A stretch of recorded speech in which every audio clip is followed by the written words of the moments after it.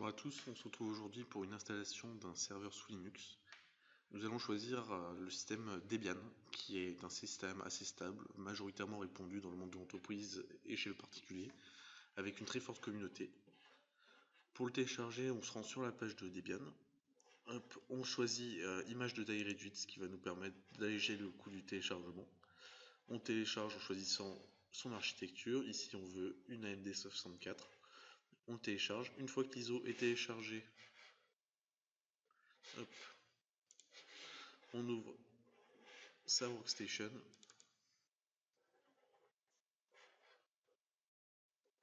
Alors une fois sa workstation lancée, on va cliquer directement sur créer une nouvelle machine virtuelle. On va choisir une custom pour pouvoir la faire s'adapter à nos exigences.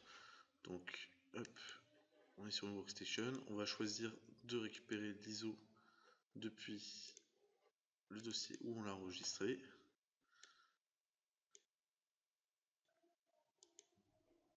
Hop, tac, on clique sur suivant. On va nommer la machine. Du coup, pour l'instant, je n'ai pas besoin de modifier. Je vais juste modifier le dossier où je la mets pour la ranger dans un disque où j'ai un peu plus d'espace. Au dossier Debian.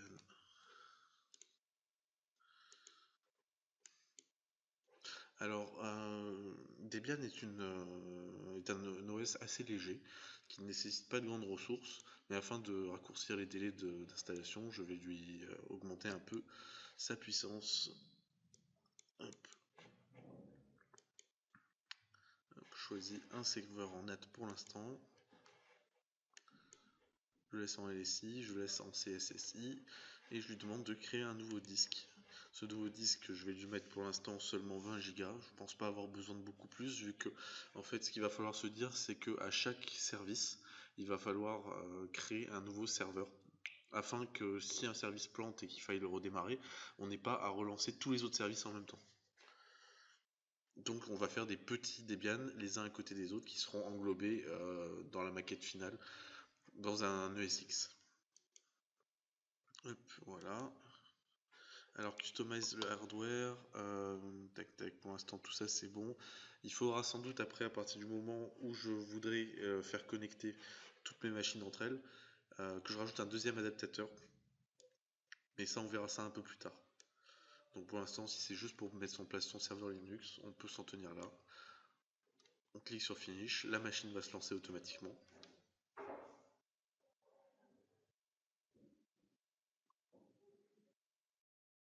Hop, un petit bruit très agréable qui nous signale qu'on est arrivé dans l'install. On peut cliquer dessus, on va choisir directement Install qui va être l'installation la plus basique et la plus légère.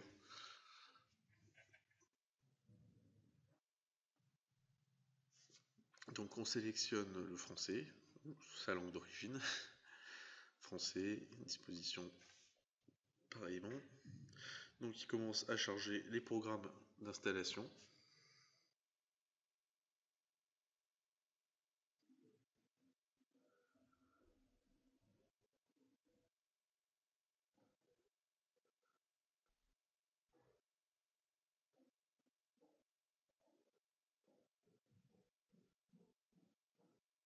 Il cherche à se connecter à Internet.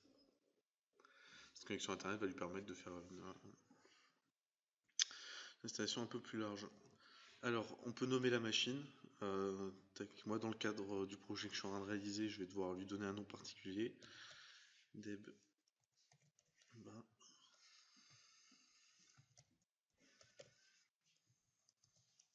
Le domaine, par défaut, vous n'allez pas en mettre. Moi, je suis actuellement en train d'essayer d'intégrer ce serveur dans un domaine, donc je vais le préciser. Ce domaine a déjà été créé à l'avance et défini, notamment par Windows Server, qu'on verra un peu plus tard. Le mot de passe utilisateur, donc vous connaissez les exigences, alterner majuscules, minuscules, chiffres, caractères spéciaux. Essayez d'atteindre 8 caractères. Hop.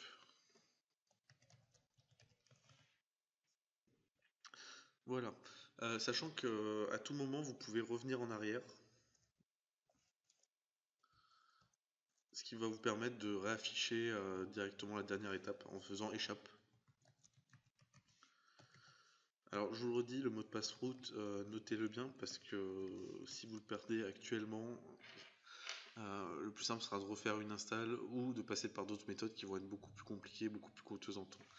Alors le nouvel utilisateur, tac, moi je veux que ça soit...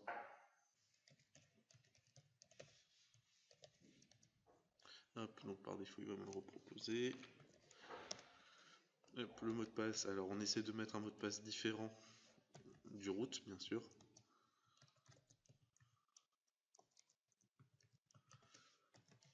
L'idée sur le long terme, c'est de pouvoir créer des niveaux d'autorisation différentes avec chaque utilisateur qui a sa propre accréditation pour une tâche spécifique. Ce sera plus simple pour tenir ses logs.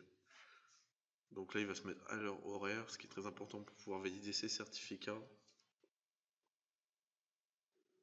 Alors je pense que ce genre d'étape assez longue, à l'avenir dans les vidéos, je les raccourcirai ou je les ferai sauter.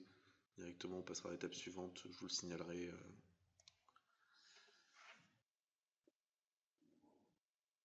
Donc là, il va lancer Partman qui va nous permettre de choisir la partition. Alors vous avez différentes options. Aujourd'hui, on veut un disque simple, comme je vous l'ai dit, les serveurs vont être séparés en un serveur par service. Pour l'instant, on n'a pas un besoin de disque chiffré ni quoi que ce soit. Donc, pour gain de temps et de commodité, dans le cadre d'un simple serveur pour par exemple héberger son petit site web à domicile, etc., ou pour juste contenir un seul service, on va choisir directement assister en utilisant le disque dur entier. Surtout qu'on travaille sur des VM pour l'instant. On va tout mettre dans une seule partition. Alors on pourrait faire des homes séparés, c'est intéressant parce que comme ça, le home c'est là où il y a vos dossiers personnels. Si ça plante, vous pouvez les récupérer. Les partitions avec du var, du TMP à séparer, etc. Mais après, comme on l'a vu, ce serveur-là va servir juste à héberger un service en particulier.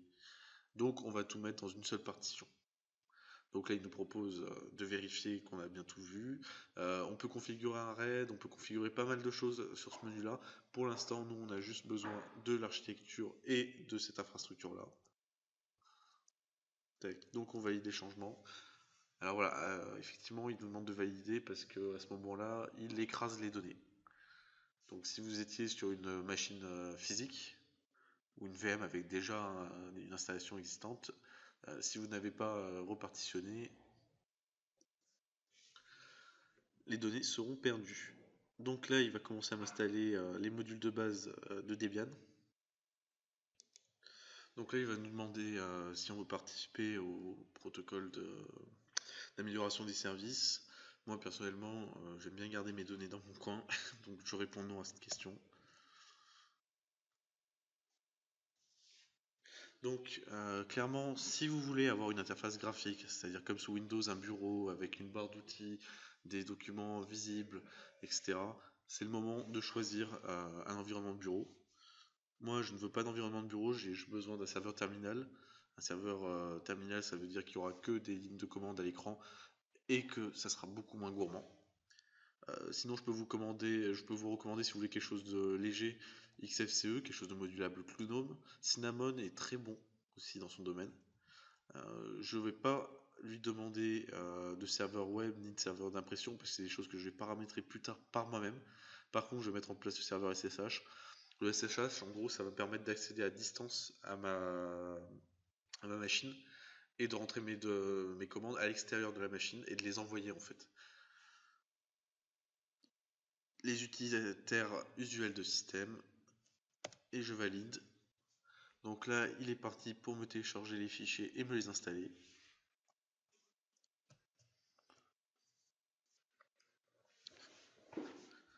Donc une fois qu'il a tout téléchargé, il me les installe. Alors là, très important, le processus de démarrage Grub. Il faut le mettre sur le secteur d'amorçage.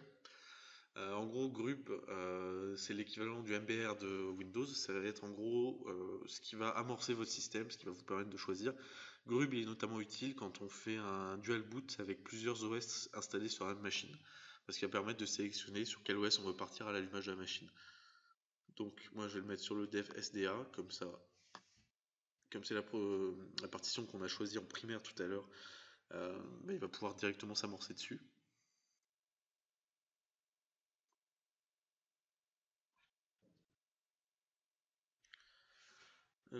Alors, l'installation est terminée.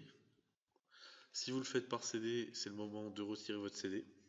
Si vous êtes comme moi dans une VM, il va directement vous renvoyer sur le menu de base.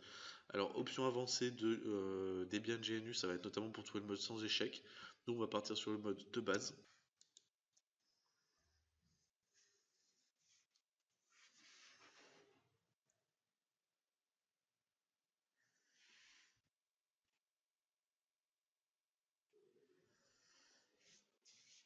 Hop. Alors, on se connecte. Alors, moi, présentement, j'interviens sur ce serveur en tant que technicien système en charge de cette machine. Je vais avoir beaucoup d'installations à faire. Je vais avoir beaucoup de paramètres à modifier. Donc, pour me modifier la vie, je vais être en route.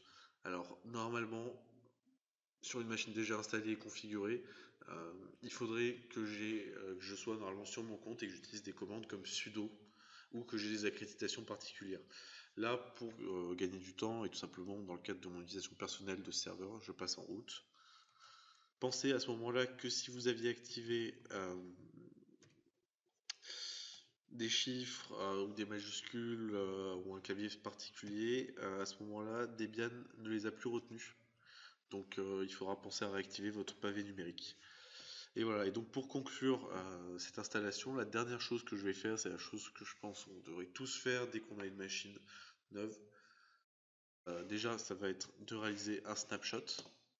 Donc je vais cliquer ici, ou alors vous pouvez le trouver dans VM snapshot, take a snapshot. Un snapshot va vous permettre de figer votre machine à un instant T. Donc là, comme ma machine est encore vierge, etc., si je fais la moindre erreur, si je veux pas me retaper ces 30 minutes d'installation, il va falloir que je puisse recharger directement une machine à l'état actuel. Donc je vais lui donner un nom.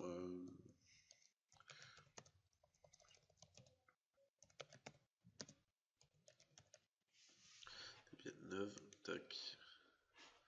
Et une fois que j'ai fait ça, je vais juste finir par un apt get update qui va me permettre de mettre à jour mon répertoire, et un apt get upgrade qui va me permettre de faire ma mise à jour. Hop, alors, donc, ceci conclut notre installation d'un serveur Linux de base. Pour l'instant, vous avez l'OS Debian, et dans la prochaine partie, nous allons voir quels sont les outils qu'on va commencer à installer dans le cadre des différents services. Je pense que je ferai une vidéo par service.